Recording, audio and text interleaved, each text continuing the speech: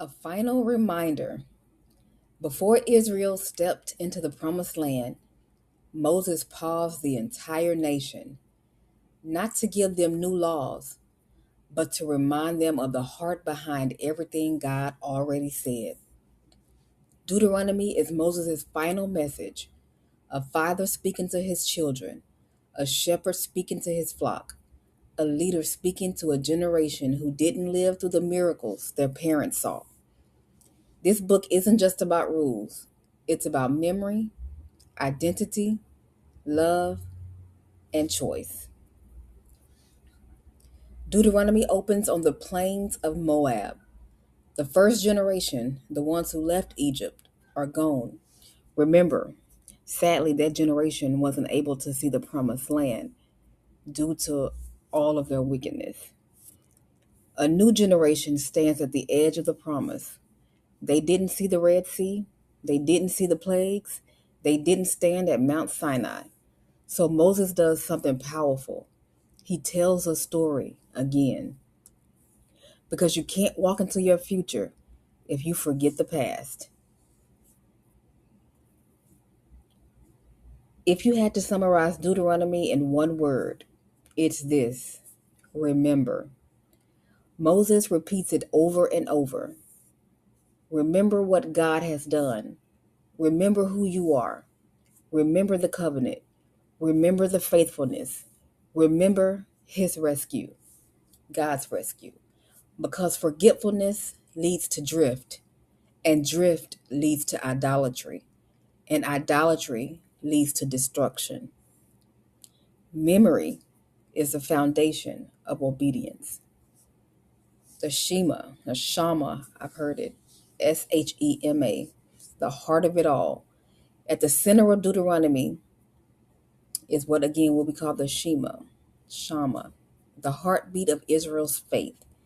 Love the Lord your God with all your heart, soul, and strength. This is not a rule, it's a relationship. Obedience is not about fear, it's about love. God isn't asking for perfection, he's asking for devotion. So again, hear, O Israel, or the Shama. It's you listen, but you also do.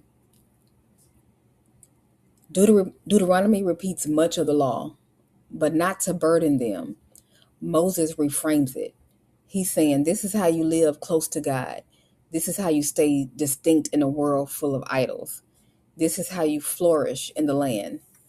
These laws are about justice, compassion, worship, community, holiness, remembering God in everyday life. Deuteronomy isn't about legalism. It's about shaping a people who look like their God. Again, keep in mind this would be a new generation going into the promised land, the offspring of the people who actually saw the miracles. But again, they didn't get to see the promised land because of their unholy ways. Warnings and blessings. Moses is honest. You're going into a land full of temptations. He warns them, don't forget God when life gets good. Don't trust idols. Don't blend in. Don't let comfort erase your calling. Then he lays out blessings and curses, not as threats, but as consequences. Your choices shape your future. This is the emotional peak of the book. Moses says, I set before you life and death. Choose life. This is Moses' final plea. He knows he won't enter the land with them, but he wants them to flourish, to remember, to stay close to God. Joshua, of course, the new leader, he's handed the reins. Moses, the faithful servant, is finishing his race. God let him know that unfortunately he wouldn't be able to see the promised land, but he was able to look out and see the land of Canaan, see the land of promise. He just didn't get to access the land. The book of Deuteronomy ends with Moses blessing the tribes and climbing Mount Nebo. He sees the land, the promise, but doesn't enter. Yet scripture says, There has never been another prophet like Moses. His life ends, but his words echo through generations. Deuteronomy is not a book of rules, it's a book of remembrance, a book of love, a book of identity, a book of choice. It's Moses saying, don't forget who God is, don't forget who you are, and whatever you do, choose life.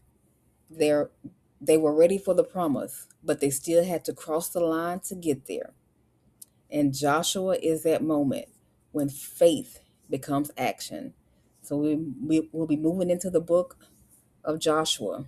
Very interesting book. The fulfillment, the children of Israel, the offspring, seeing the promised land. Until then, well, let me know your thoughts. Drop them in the comment section. Stay tuned for the shorts that will also follow for the book of Deuteronomy. And again, we'll be moving into Joshua next. See you on the next journey.